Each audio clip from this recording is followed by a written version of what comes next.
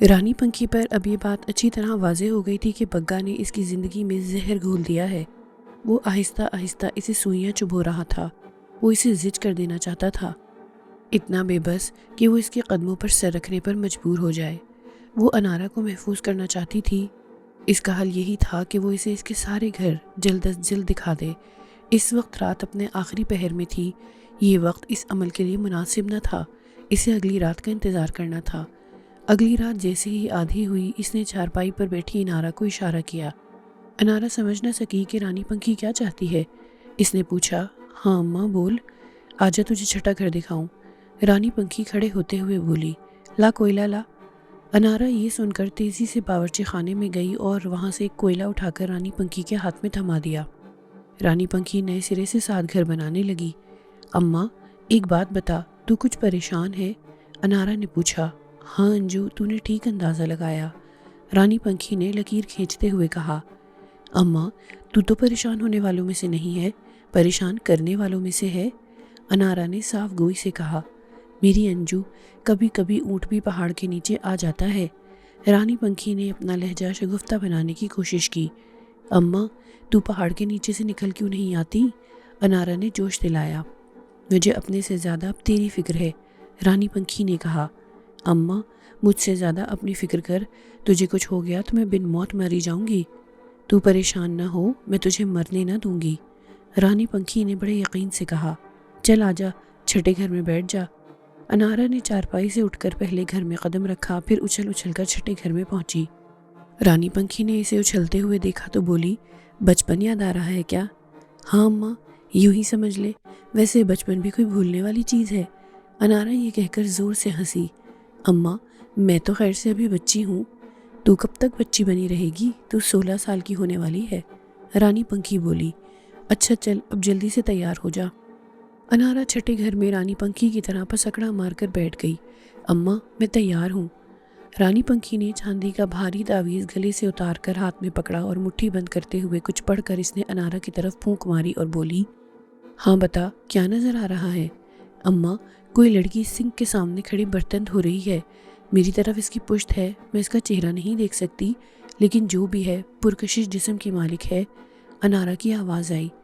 اس لڑکی کا نام نورین ہے، انجو یہ تو ہے، اب تو دیکھتی جا، رانی پنکھی بولی۔ تب انارا کو کچن کے دروازے پر ایک دبلا پتلا مرد نظر آیا۔ وہ کوئی 50-55 سال کا ہوگا۔ انارا کو اس کی آنکھوں میں شیطان ناچتا ہوا دکھائی دیا۔ اس خبیث شخص نے کچن کے دروازے پر کھڑے ہو کر ادھر ادھر دیکھا اور دبے پاؤں اندر داخل ہو گیا۔ نورین دیگچی مانجنے میں محو تھی، اس کے ہاتھ بہت تیزی سے چل رہے تھے۔ سنک میں دیگچی ٹکرانے کی وجہ سے کھٹ کھٹ کی آوازیں آ رہی تھیں۔ وہ اس بات سے بے خبر تھی کہ کوئی اس کے پیچھے آ کھڑا ہوا ہے اور کسی بھی لمحے اسے اپنی گرفت میں لینے والا ہے۔ جیسے ہی اس نے اپنی شیطانی گرفت میں لیا تو نورین کو ایک دم غصہ آ گیا۔ یہ تو اس کے تصور میں بھی نہ تھا کہ اس کے پیچھے اس کے شوہر نعمان کی بجائے اس کا دوست ریحان ہوگا۔ اسے غصہ اپنے شوہر پر تھا۔ وہ اس سے ناراض تھی اور اس کو کسی قسم کی رعایت دینے کو تیار نہ تھی۔ گرفت میں لینے کے بعد جب اس شیطان نے منہ کھولا، کیسی ہو میری، تو وہ تڑپ کر اس کی گرفت سے نکل گئی۔ اس نے ریحان کو دھکا دیا۔ نورین کم عمر اور صحت مند جسم کی مالک تھی۔ دبلا پتلا ریحان دھکا کھا کر پیچھے ہوا تو نورین کچن سے بھاگی۔ ریحان نے اس کا ہاتھ پکڑ کر اپنے حصار میں لینے کی کوشش کی تو وہ چکنی مچھلی کی طرح اس کے ہاتھوں سے نکل گئی۔ وہ اب آگ بن چکی تھی۔ اس نے گھوم کر ایک زوردار تھپڑ اس کے منہ پر مارا اور بولی، شیطان کے بچے چلا جا ورنہ ابھی تجھے کاٹ کر پھینک دوں گی۔ اس نے سنک پر پڑی ہوئی تیز چھری ہاتھ میں لے لی اور اس پر حملہ کرنے کے لیے تیار ہو گئی۔ تھپڑ کھانے کے بعد نورین کو شیرنی کی طرح بپھرا دیکھ کر ریحان کے حوصلے پست ہو گئے۔ اس نے یہاں سے نکل جانے میں ہی عافیت جانی۔ اس کے جانے کے بعد نورین نے چھری سنک میں پھینکی اور کچن میں بیٹھ کر سسک کر رونے لگی۔ نورین کی قسمت تو اسی دن آنسوؤں میں بھیگ گئی تھی جب وہ بیاہ کر سسرال پہنچی تھی۔ یہ وٹے سٹے کی شادی تھی۔ نورین کے بھائی کو تو ایک اچھی سلیقے کی لڑکی مل گئی تھی، لیکن اس کے نصیب میں ایک نکھٹو شوہر آیا تھا۔ نعمان 40 سے اوپر کا تھا، جبکہ نورین کی عمر 20-22 سال سے زیادہ نہ تھی۔ چلو وہ ادھیڑ عمر کے بندے کو برداشت کر لیتی، بشرطیہ کہ وہ کام والا ہوتا۔ نعمان کے گھر والوں نے جھوٹ بول کر نورین کے والدین کو پھنسایا تھا۔ نعمان کے بارے میں کہا گیا تھا کہ وہ پراپرٹی کا کام کرتا ہے۔ ایک پراپرٹی ڈیلر کے ہاں وہ ان دنوں بیٹھتا بھی تھا۔ اس کے بارے میں زیادہ چھان بین نہ کی گئی اور نعمان کی ماں کی چکنی چپڑی باتوں میں آ کر انٹر پاس نورین کو ایک ایسے شخص کے ساتھ باندھ دیا گیا جو نکھٹو تو تھا ہی، ساتھ ہی وہ ان پڑھ تھا۔ اس نے کسی اسکول کی شکل تک نہ دیکھی تھی، جبکہ اسے میٹرک پاس بتایا گیا تھا۔ ایک جگہ ٹک کر کام کرنے کا عادی نہ تھا، 5 دن نوکری پر جاتا تو 10 دن گھر میں پڑا اینٹتا رہتا۔ ایسے نکھٹو شوہر کی اصولی طور پر شادی ہونا ہی نہیں چاہیے تھی، لیکن ماں کی ممتا کو کیا کیجیے جو چاند سی دلہن لانے کو ہم وقت بے چین رہتی ہے۔ نعمان کے بھائی پریشان تھے، وہ اکیلا ہی ان پر کیا کم بوجھ تھا کہ کھانے والوں میں اس کی بیوی نورین کا بھی اضافہ ہو گیا۔ چند ماہ تو بھائیوں نے اسے بٹھا کر کھلایا، جب شادی کے بعد بھی اس نے اپنی روش نہ بدلی تو انہوں نے اسے گھر چھوڑنے کا نوٹس دے دیا۔ نعمان نے یہ بات ایک کان سے سنی اور دوسرے سے نکال دی، بھلا وہ اس گھر سے نکل کر کہاں جاتا؟ تب ایک بھائی نے گھر کے قریب ہی ایک چھوٹا سا مکان اسے کرائے پر دلوا دیا اور نورین کے جہیز کا سامان وہاں ڈلوا دیا۔ اگرچہ نعمان اب بھی دوسرے گھر میں منتقل ہونے کے لیے تیار نہ تھا، لیکن نورین کے لیے یہ بات انتہائی ندامت کی تھی۔ وہ اپنے شوہر کو لے کر نئے گھر میں آ گئی۔ اس نے اپنے شوہر کو سمجھایا، اس کی غیرت جگائی، تب وہ ایک گارمنٹس کے کارخانے میں جانے لگا۔ وہ سلائی کا کام جانتا تھا۔ نورین نے ایک پرائیویٹ اسکول میں بطور ٹیچر ملازمت ڈھونڈ لی، اگرچہ تنخواہ کم تھی لیکن کچھ نہ ہونے سے تو بہتر تھی۔ نعمان کا ایک دوست تھا ریحان، وہ اس سے 10 سال بڑا تھا۔ وہ اکثر گھر آ جاتا تھا۔ نعمان نے اس سے اپنی شادی کے لیے ایک موٹی رقم ادھار لی ہوئی تھی۔ نعمان اس کا احسان مند تھا۔ قرض لیے 1 سال ہونے کو آیا تھا، قرض اتارنے کی سبیل نہ تھی۔ قرض اتارنا تو دور کی بات، نعمان اس چکر میں تھا کہ مزید قرض مل جائے۔ کھانے کے علاوہ اب تو مکان کا کرایہ بھی سر پر پڑ گیا تھا۔ نورین کو گھر میں ریحان کی آمد پسند نہ تھی۔ وہ آ کر بیٹھ جاتا تو جانے کا نام نہ لیتا تھا۔ ایک کمرے کا مکان، چھوٹا سا صحن، نورین اس کی خواہش بھری آنکھوں سے خود کو کہاں تک محفوظ رکھتی۔ وہ اس کے آتے ہی کچن میں پناہ لے لیتی۔ نعمان کو کھڑا دیکھ کر ریحان بھی کچن میں آ جاتا۔ نورین کو سخت کوفت ہوتی، اس بندے سے اسے چڑ تھی۔ وہ اپنے شوہر سے کہتی کہ یہ تمہارا دوست ہے، اس سے باہر ملا کرو، گھر میں نہ لایا کرو۔ وہ اسے یاد دلاتا کہ یہ مت بھولو کہ ہم اس کے مقروض ہیں اور یہ قرض میں نے تمہیں اپنے گھر لانے کے لیے لیا تھا۔ اگر وہ گھر آ جاتا ہے تو اس میں اعتراض کی بھلا کیا بات ہے؟ قرض کا سن کر نورین چپ ہو جاتی۔ نورین کی چھٹی حس پکار پکار کر کہہ رہی تھی کہ ریحان کی گھر میں بڑھتی ہوئی آمد خالی و ذلت نہیں ہے۔ ایک دن نعمان نے اس سے کہا، نورین، ریحان میرا دوست ہے، اس کا خیال رکھا کرو۔ وہ شکایت کر رہا تھا کہ بھابھی مجھ سے بات نہیں کرتی، اس نے قرض واپس کرنے کو کہا ہے، اس کا تقاضا بڑھتا جا رہا ہے۔ بتاؤ میں قرض اتارنے کے لیے رقم کہاں سے لاؤں؟ ذرا اسے ہاتھ میں رکھو، چائے وائے پلا دیا کرو، اور ہاں کبھی وہ میری غیر موجودگی میں آ جائے تو اسے بٹھا لینا، میں آس پاس ہی کہیں گیا ہوں گا، آ جاؤں گا۔ یہ خطرے کی گھنٹی تھی جو عین اس کے سر پر بج رہی تھی۔ اس نے اپنے شوہر کو سمجھانے کی کوشش کی، دیکھو نعمان، مجھے اس سے ڈر لگتا ہے، وہ عجب انداز میں مجھے گھورتا ہے، اسی لیے میں اس سے بھاگتی ہوں۔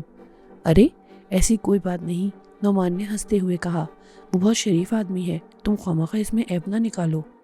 نورین نے اندر ہی اندر اپنا سر پیٹ لیا۔ اس مکالمے کے بعد شوہر سے اور کیا کہا جا سکتا تھا؟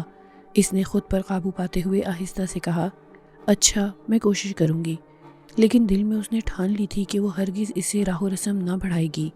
ایک دن دوپہر کے کھانے کے بعد نعمان گھر سے یہ کہہ کر نکلا، میں ذرا چائے کے لیے دودھ لے آؤں، تم دروازے کی کنڈی نہ لگانا، میں 5 منٹ میں آیا۔ اچھا، نورین نے کہا اور سنک میں پڑے برتن دھونے کھڑی ہو گئی۔ برتن دھوتے ہوئے وہ اپنی اذیت ناک زندگی کے بارے میں سوچنے لگی۔ نعمان کئی دن سے کام پر نہیں جا رہا تھا۔ آج صبح سے کئی بار اس سے لڑائی ہو چکی تھی۔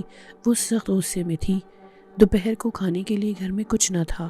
نعمان جانے کہاں سے کچھ رقم لے کر آیا تھا، تب گھر کا چولہا چلا تھا۔ اس کی زندگی سسک کر گزر رہی تھی۔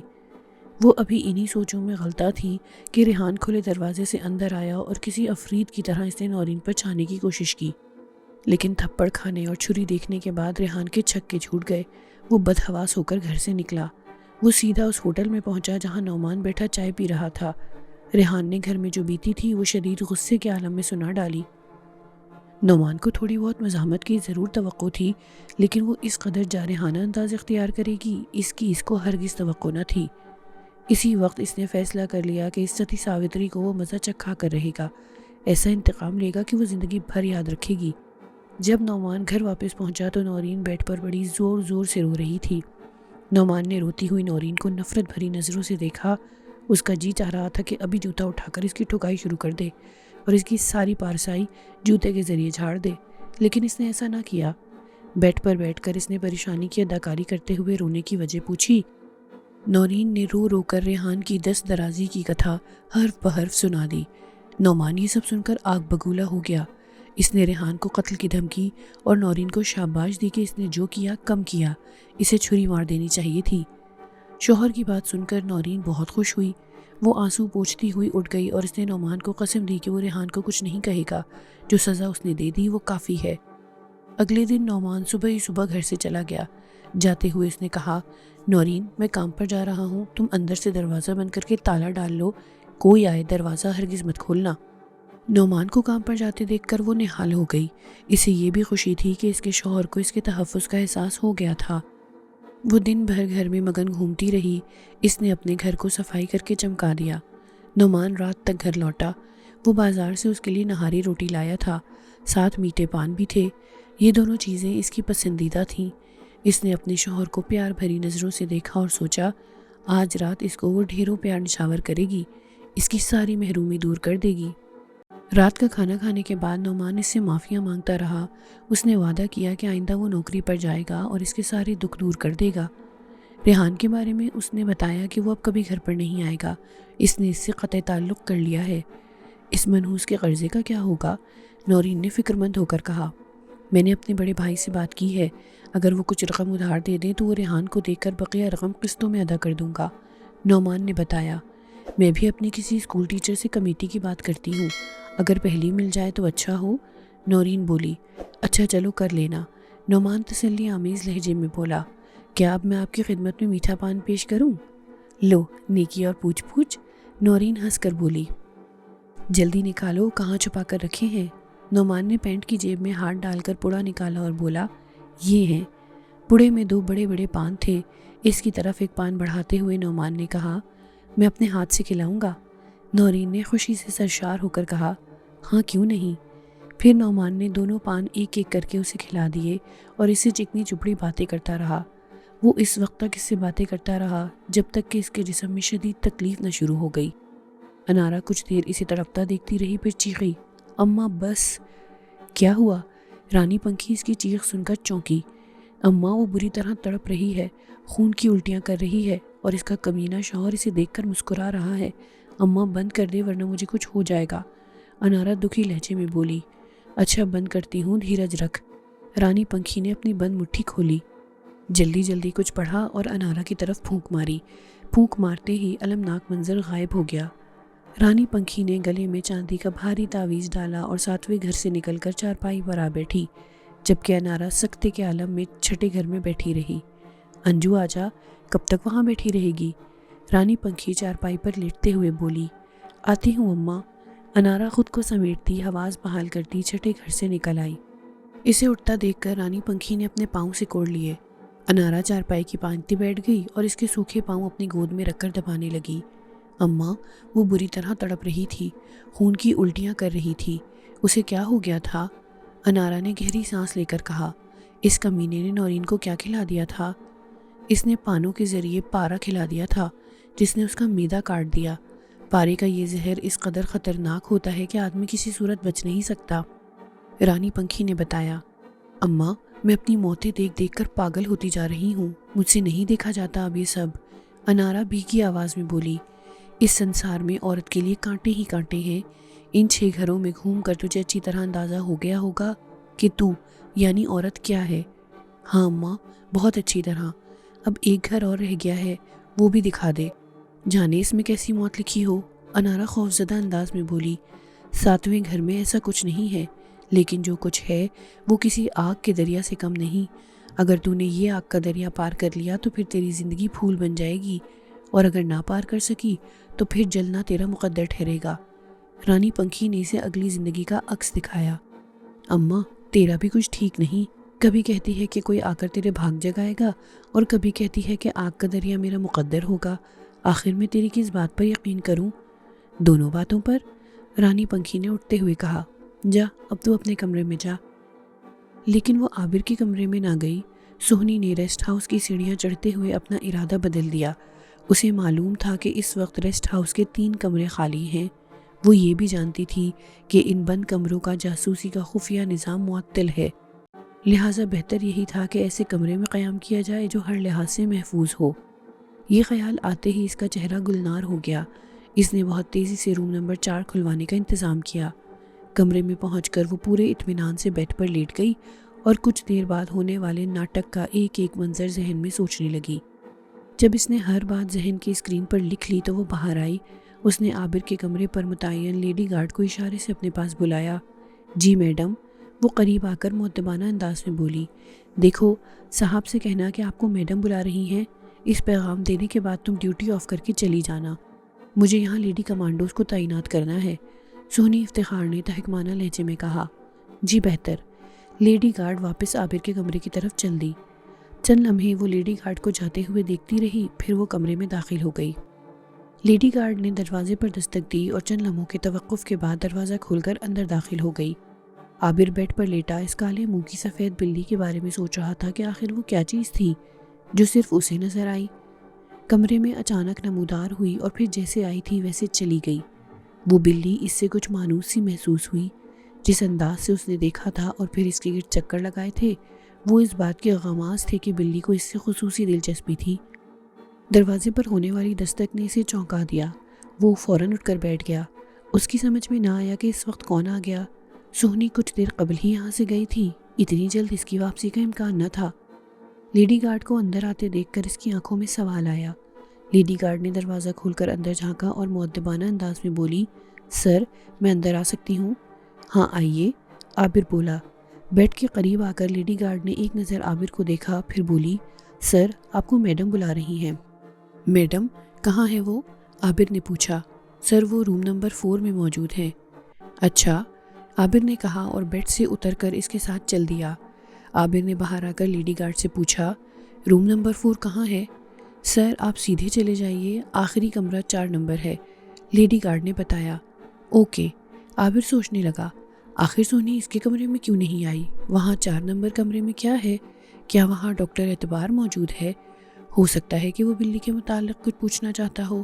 اس پراسرار بلی نے سب کو نچا کر رکھ دیا تھا، جانے یہ جانا کہاں سے نمودار ہو گئی۔ یہ سوچتا ہوا وہ روم نمبر 4 کے دروازے پر پہنچا۔ اس نے آہستہ سے دستک دی اور پھر ہینڈل پر ہاتھ رکھ کر دباؤ ڈالا، لیکن خلاف توقع دروازہ نہ کھلا۔ عابر نے پھر دستک دی، جواب میں فوراً ہی دروازہ کھلا، لیکن تھوڑا سا۔ اندر سے سہنی کی آواز آئی، 2 منٹ کے بعد بغیر دستک دیے اندر آ جائیے گا۔ جی اچھا، عابر نے کہا۔ سہنی دروازہ بند کر کے واپس پلٹی، پھر وہ تیزی سے واش روم میں گئی۔ 1 منٹ کے بعد وہاں سے نکلی تو شرم و حیا نام کی کوئی چیز اس کے بدن پر نہ تھی۔ اس نے کمرے کی تمام لائٹس روشن کر دی اور کسی اندھیرے کی طرح بیڈ پر لیٹ گئی اور آنکھوں میں خواہشوں کی بارات سجائے دروازے کی طرف دیکھنے لگی۔ اسے اس کا اندازہ نہ تھا کہ سر کے پیچھے کالے منہ کی سفید بلی نمودار ہو چکی ہے اور کوئی لمحہ جاتا ہے کہ وہ اس پر حملہ آور ہونے کو ہے۔ 2 منٹ کے بعد عابر پورے اعتماد سے دروازہ کھول کر اندر آیا۔ سہنی نے اسے دیکھ کر بڑے والہانہ انداز میں کہا، آؤ میرے مہیوال۔ عابر کی اس پر نظر پڑی تو رات میں سورج نظر آ گیا۔ وہ فوراً پلٹ کر دروازے کی طرف بھاگا۔ اسے واپس جاتے دیکھ کر سہنی تڑپ کر اٹھی، پلیز عابر، واپس مت جانا۔ اس سے پہلے کہ وہ عابر کو جانے سے روکتی، وہ کالے منہ کی سفید بلی ایکشن میں آ گئی۔ اس نے اس کی بے لباس پیٹھ پر پنجہ مارا، خون کی 4 لکیریں اس کے کورے بدن پر بنتی چلی گئیں۔ وہ شدت تکلیف سے چیخی۔ عابر نے اس کی چیخ باہر نکل کر دروازہ بند کرتے ہوئے سنی، لیکن اس نے پرواہ نہ کی۔ وہ تیزی سے اپنے کمرے میں چلا گیا اور دروازہ بند کر لیا۔ سہنی نے جب پلٹ کر دیکھا تو اسے کوئی نظر نہ آیا، لیکن اسے اپنے چہرے کی کھال ادھڑتی ہوئی محسوس ہوئی۔ کالے منہ کی سفید بلی نے نہ صرف اس کا چہرہ زخمی کر دیا تھا، بلکہ پورا جسم اپنے پنجوں سے لہو لہان کر دیا اور پھر پورے اطمینان سے ٹہلتی ہوئی دروازے تک آئی اور باہر نکل گئی۔ سہنی افتخار یہ جاننے سے قاصر رہی کہ اسے لہو لہان کرنے کی کارروائی کس نے کی، لیکن اسے اتنا اندازہ ضرور ہو گیا تھا کہ عابر کے ساتھ کوئی ایسی چیز ہے جو اسے بچا رہی ہے، اس کی حفاظت کر رہی ہے۔ دوسری طرف عابر کو ذہنی جھٹکا لگا تھا۔ اسے ہرگز امید نہ تھی کہ سہنی اس قدر پست ہو جائے گی۔ اس کی نظر میں سہنی ایک کھلے دل کی سلجھی ہوئی باوقار عورت تھی۔ جانے اسے کیا ہوا تھا کہ وہ اپنا مقام چھوڑ کر مٹی بن گئی تھی۔ کہتے ہیں کہ نیکی بدی کے درمیان بس ایک لمحے کا فاصلہ ہوتا ہے، اب جو بھی لمحہ فیصلہ کن بن جائے، یہ بندے کا مقدر۔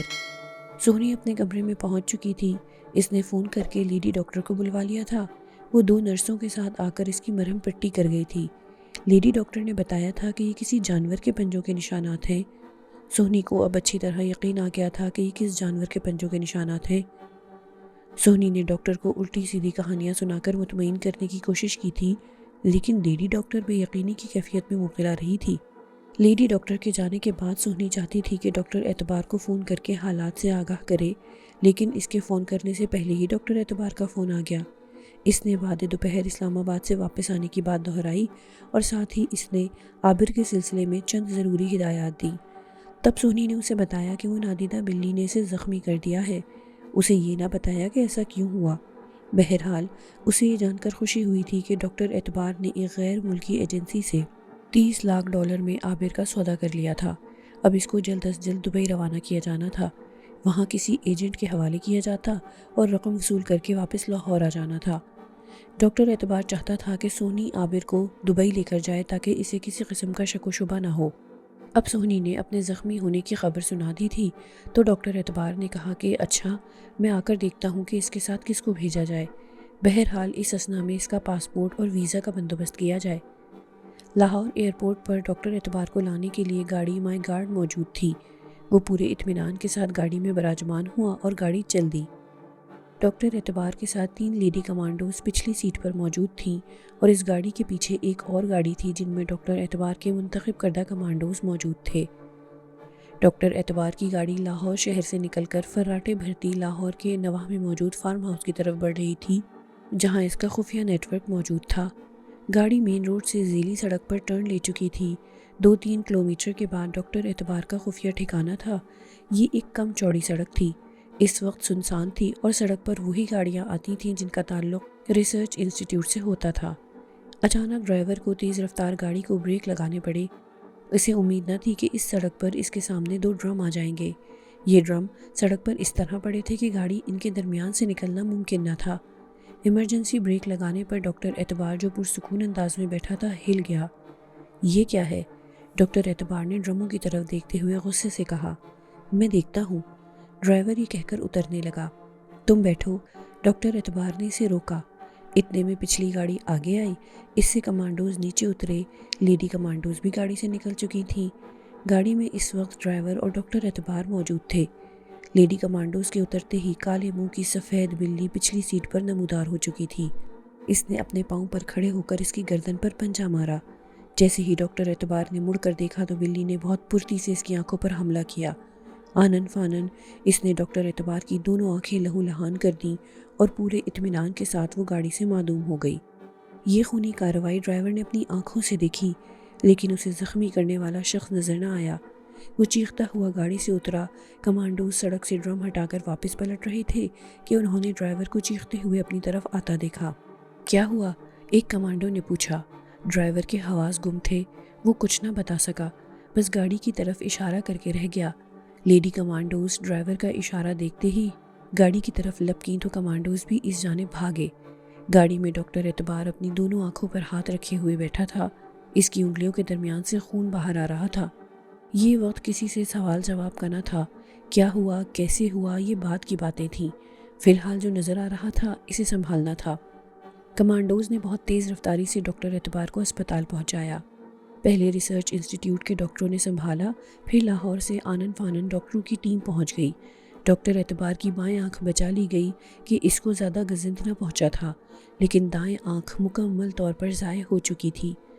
ڈاکٹر اعتبار نے جو بیان دیا اس پر کسی ڈاکٹر کو اعتبار نہ آیا۔ بھلا یہ کیسے ہو سکتا ہے کہ کوئی بلی گاڑی میں اچانک نمودار ہو، حملہ کرے اور پھر بغیر کسی کو دکھائی دیے غائب ہو جائے؟ بلی صرف ڈاکٹر اعتبار کو ہی کیوں دکھائی دی؟ اس ڈرائیور کو کیوں نہ نظر آئی جو اس کی بغل میں موجود تھا؟ پھر سونی افتخار بھی زخمی ہوئی تھی۔ اس کے چہرے اور جسم پر کسی بلی کے پنجوں کے نشانات تھے، لیکن اسے کوئی چیز نظر نہ آئی تھی۔ ڈاکٹر اعتبار نے بلی کو دیکھا تھا جبکہ سونی کو کچھ دکھائی نہ دیا تھا۔ بہرحال زخمی دونوں ہوئے تھے اور اب یہ بات دونوں کے دلوں میں اچھی طرح بیٹھ گئی تھی کہ اس بلی کا تعلق عابر سے ضرور ہے۔ ڈاکٹر اعتبار اور سونی اپنی اپنی جگہ غصے میں تھے۔ سونی اس لیے ناراض تھی کہ عابر نے اس کی بات نہ مان کر اس کی انا کو ٹھیس پہنچائی تھی، اور ڈاکٹر اعتبار اس لیے جلا بیٹھا تھا کہ اس نے اسے سخت نقصان پہنچایا تھا۔ دونوں کا غصہ اپنی جگہ، لیکن دونوں اس سے براہ راست انتقام لینے کی پوزیشن میں نہ تھے۔ ڈاکٹر اعتبار کے لیے عابر کو قتل کروا کر فارم ہاؤس کے کسی گوشے میں دفن کروا دینا کوئی مشکل کام نہ تھا، لیکن اس کی موت کے بعد اگر اس بلی نے انتقامی کارروائی کی تو پھر اس سے کس طرح بچا جا سکے گا؟ ڈاکٹر اعتبار کے پاس اس کا آسان حل یہی تھا کہ وہ اس کو دبئی بھجوا کر ایک پنت دو کاج کرے، غیر ملکی ایجنسی سے اس کے عوض $30 لاکھ وصول کرے اور اپنی جان چھڑا لے۔ دبئی سے اسے امریکہ منتقل کیا جانا تھا اور وہاں سے واپسی کسی طور ممکن نہ تھی۔ عابر کو جب یہ خوشخبری سنائی گئی کہ اسے دبئی ایک اچھی ملازمت پر بھیجا جا رہا ہے تو اس کی خوشی کی کوئی انتہا نہ رہی۔ ڈاکٹر اعتبار اور سہنی جب سے زخمی ہوئے تھے اس کے سامنے نہیں آئے تھے اور اسے معلوم نہ تھا کہ کالے منہ کی سفید بلی نے ان دونوں کی کیا گت بنائی ہے۔ وہ اپنی دھن میں مگن دبئی کے خواب دیکھے جاتا تھا۔ ایک رات اس نے خواب میں بابا دنیا کو دیکھا۔ وہ سڑک پر ایسے ہی چلا جاتا تھا کہ عقب سے اچانک آواز آئی، کہاں جاتا ہے؟ عابر نے پیچھے پلٹ کر دیکھا تو بابا کو فٹ پاتھ پر بیٹھا پایا۔ وہ بابا کو دیکھ کر بہت خوش ہوا۔ اس کا جی چاہا کہ وہ بابا کو دبئی جانے کی خبر سنائے۔ اس سے پہلے کہ وہ اپنے لب کھولتا، بابا نے ہنستے ہوئے کہا، بے وقوف، تو دبئی ملازمت پر نہیں جال میں پھنسنے جا رہا ہے۔ عابر کو بڑی حیرت ہوئی کہ بابا نے اس کے دل میں چھپی کیسے بات جان لی۔ وہ مؤدبانہ لہجے میں بولا، بابا آپ کو کیسے معلوم ہوا کہ میں دبئی جا رہا ہوں؟ یہ کوئی مشکل بات نہیں، تو اللہ کا ہو جا، تجھ پر بھی سب آشکار ہو جائے گا۔ بابا پھر میں چلا جاؤں؟ بے وقوف، تو نے سنا نہیں کہ میں نے کیا کہا؟ تو وہاں جال میں پھنسنے جا رہا ہے، کھائی میں گرنے جا رہا ہے، تجھے مہنگے داموں بیچا جا رہا ہے۔ بابا میں پھر کیا کروں؟ عابر یکدم پریشان ہو گیا۔ تو کچھ نہ کر، بس اللہ پر بھروسہ کر۔ ابھی وہ کوئی اور بات کرنا چاہتا تھا کہ اس کی آنکھ کھل گئی۔ وہ بہت دیر تک اس خواب کے بارے میں غور کرتا رہا مگر اس کے ہاتھ کوئی سرا نہ آیا۔ صبح ہی صبح اسے اٹھا دیا گیا۔ ناشتے کے بعد اسے ایئرپورٹ چلنے کو کہا گیا۔ ریسٹ ہاؤس کے سامنے گاڑی کھڑی تھی۔ سیکیورٹی افسر سمندر خان اسے اپنے ساتھ لے کر پچھلی نشست پر بیٹھ گیا۔ اگلی نشست پر ڈرائیور کے ساتھ ایک سیکیورٹی گارڈ موجود تھا۔ گاڑی چل پڑی۔ سمندر خان نے بتایا کہ وہ اس کے ساتھ دبئی جائے گا۔ اس نے مزید تفصیل بتاتے ہوئے کہا، دراصل سر چاہتے ہیں کہ آپ کو وہاں کسی قسم کی کوئی پریشانی نہ ہو۔ وہ کہتے ہیں کہ عابر صاحب ہمارے خاص آدمی ہیں۔ میں وہاں جا کر آپ کی رہائش وغیرہ دیکھوں گا کہ کیا انتظام کیا ہے ان لوگوں نے۔ پھر جب ہم اچھی طرح مطمئن ہو جائیں گے تو میں وہاں سے واپس آ جاؤں گا۔ ہو سکتا ہے کہ اس دوران سر بھی وہاں کا چکر لگائیں۔ ڈاکٹر صاحب سے میری ملاقات نہ ہو سکی، اس کا مجھے افسوس رہے گا۔ عابر بولا، سر آج مصروف تھے، کچھ غیر ملکی مہمان آئے ہوئے ہیں، وہ صبح سے ان کے ساتھ مصروف تھے۔ سمندر خان نے بتایا۔ گاڑی اب ذیلی سڑک سے نکل کر مین روڈ پر آ چکی تھی اور کالے منہ کی سفید بلی ڈرائیور کے پیروں کے پاس ظاہر ہو چکی تھی۔ اس سے قبل کہ وہ کوئی کارروائی کرتی، سمندر خان کے موبائل فون کی گھنٹی بجی۔ سمندر خان نے موبائل اپنے کان سے لگا کر کہا، جی میڈم، میری عابر صاحب سے بات کرائیں؟ دوسری طرف سہنی افتخار تھی۔ جی اچھا، کہہ کر سمندر خان نے موبائل عابر کی طرف بڑھایا۔ میڈم سہنی آپ سے بات کرنا چاہتی ہیں۔ عابر نے موبائل فون اپنے ہاتھ میں لے کر کان سے لگایا۔ سہنی کے نام نے اسے چونکایا تھا۔ وہ اپنے لہجے پر کنٹرول کر کے خوش دلی سے بولا، جی سہنی صاحبہ، میں جو بات کرنے والی ہوں اسے بس خاموشی سے سن لینا، سوال جواب مت کرنا۔ اوکے، عابر نے کسی قدر فکر مند ہو کر کہا۔ عابر، تم جتنے دن بھی یہاں رہے میری آنکھ کا تارا بن کر رہے۔ میں بہت صاف گو عورت ہوں، مجھے یہ کہنے میں کوئی باک نہیں کہ میں تم پر فریفتہ ہو گئی تھی۔ تم ہو ہی اتنے دلکش۔ خیر، اس بات کو چھوڑو، اب میری بات غور سے سنو۔ تم دبئی کسی نوکری پر نہیں جا رہے، تمہیں $30 لاکھ کے عوض بیچ دیا گیا ہے۔ دبئی میں سمندر خان تمہیں غیر ملکی ایجنٹ کے حوالے کر کے واپس آ جائے گا۔ پھر تمہارے ساتھ کیا ہوگا کوئی نہیں جانتا، ابھی وقت ہے، فرار ہو سکتے ہو تو ہو جاؤ۔ دبئی پہنچ گئے تو پھر اس جال سے نکلنا ممکن نہ رہے گا۔ میں نہیں جانتی کہ اچانک کس جذبے کے تحت میں نے یہ راز کھول دیا۔ اب میرے ساتھ جو گزرے سو گزرے، تمہیں اللہ محفوظ رکھے، بائے۔ اس کے بعد فون بند ہو گیا۔ عابر نے موبائل فون کان سے ہٹا کر ایک گہرا اور ٹھنڈا سانس لیا اور موبائل سمندر خان کو دے دیا۔ جی عابر صاحب، خیر ہے؟ سمندر خان نے رسمن پوچھا۔ جی سب خیر ہے، چلتے وقت میڈم سے ملاقات نہ ہو سکی، وہ وش کر رہی تھیں۔ عابر نے بتایا، اس میڈم کو میں آج تک نہیں سمجھ سکا، پتہ نہیں کیا چیز ہے یہ۔ سمندر خان نے ایک طرح سے خود کلامی کی۔ عابر اس کے اس تبصرے پر مسکرائے بنا نہ رہ سکا۔ سہنی افتخار کے اس انکشاف پر کہ اسے $30 لاکھ میں بیچ دیا گیا ہے اور وہ دبئی کسی ملازمت پر نہیں بلکہ غیر ملکی ایجنسی کے جال میں پھنسنے جا رہا ہے، اسے فوراً ہی بابا دنیا یاد آئے۔ انہوں نے بھی خواب میں یہی کچھ کہا تھا۔ سونی کا یہ انکشاف کسی شک و شبے سے بالاتر تھا، لیکن سوال یہ تھا کہ وہ اس جال سے نکلے کیسے؟ ابھی وہ سوچ ہی رہا تھا کہ کالے منہ کی سفید بلی ایکشن میں آ گئی۔ اس نے ڈرائیور کے بریک والے پیر پر زبردست وزن ڈال دیا۔ تیز رفتار گاڑی کو اچانک بریک لگے تو سب سے پہلے ایک موٹر سائیکل والا گاڑی سے ٹکرایا۔ اس کے بعد پیچھے آنے والی گاڑی اس پر چڑھی۔ اس طرح کئی گاڑیاں آپس میں ٹکرائیں۔ موٹر سائیکل والے کا سر پیچھے سے آنے والے گاڑی کے پہیے کے نیچے آ گیا۔ وہ موقع پر ہی ہلاک ہو گیا۔ چلتی روڈ پر ایک ہنگامہ کھڑا ہو گیا۔ گاڑی کو بریک لگتے ہی سمندر خان اور عابر کا سر اگلی نشست سے ٹکرایا۔ آگے بیٹھے گارڈ کا سر ڈیش بورڈ سے لگا، اس کا سر پھٹ گیا۔ کیا ہوا؟ سمندر خان سنبھلتے ہوئے چیخا۔ سر کچھ معلوم نہیں، کیا ہوا؟ ڈرائیور گھبرا کر بولا۔ بریک میں نے لگایا یا تم نے؟ سمندر خان نے آنکھیں نکال کر کہا۔ سر جی مجھے نہیں معلوم بریک کیسے لگے۔ ڈرائیور حیران پریشان تھا۔ بکواس کرتے ہو؟ سمندر خان کا غصہ کسی طور کم نہیں ہو رہا تھا۔ اتنے میں لوگوں نے گاڑی کو گھیر لیا۔ یہ چاروں گاڑی سے اتر آئے۔ عابر نے عقل مندی کی کہ برابر رکھے سفری بیگ کو کندھے پر ڈال کر باہر نکلا۔ اس بیگ میں سفری دستاویزات کے علاوہ چند کپڑے اور کچھ رقم موجود تھی۔ سمندر خان گاڑی سے اتر کر جب پیچھے آیا تو اس کے ہوش اڑ گئے۔ موٹر سائیکل والے نوجوان کا سر پہیے کے نیچے تھا اور وہاں خون ہی خون تھا۔ لوگوں نے ڈرائیور کو پکڑ کر مارنا شروع کر دیا تھا۔ گارڈ کی پیشانی زخمی تھی، اسے اپنا ہوش نہ تھا، سب غافل تھے۔ بس یہی موقع تھا کہ عابر یہاں سے بآسانی فرار ہو سکتا تھا۔ وہ بہت تیزی سے بچتا بچاتا باہر آیا۔ اس نے آنن فانن سڑک کراس کی۔ یہ ایک چوڑی ڈبل روڈ تھی۔ اس نے مخالف سڑک کے کنارے پہنچ کر ایک رکشہ روکا۔ ڈرائیور نے پوچھا، کہاں جانا ہے؟ عابر کے منہ سے بے اختیار نکلا، داتا دربار۔ آؤ بیٹھ جاؤ، رکشہ ڈرائیور نے خوش دلی سے کہا۔ کراچی سے آئے ہو؟ ہاں جی، عابر نے رکشہ میں بیٹھتے ہوئے کہا۔ میں نے 3 سال کراچی میں رکشہ چلایا ہے، میں ملیر میں رہتا تھا۔ رکشہ ڈرائیور نے رکشہ سٹارٹ کرتے ہوئے کہا۔ بھائی ذرا جلدی چلو، عابر پریشان ہو کر بولا۔ بادشاہو، جلدی کا کام شیطان کا ہوتا ہے، رکشہ والے نے مسکراتے ہوئے کہا اور ساتھ ہی رکشہ کی سپیڈ بڑھا دی۔ چلو خیر ہے۔ عابر نے شکر ادا کیا۔ وہ چاہتا تھا کہ اس سے پہلے کہ سمندر خان کو اس کے گم ہونے کا احساس ہو، وہ اس کی رینج سے نکل جائے۔ عابر جب اس جگہ 2 کلومیٹر دور نکل آیا تو اس نے سکون کا سانس لیا۔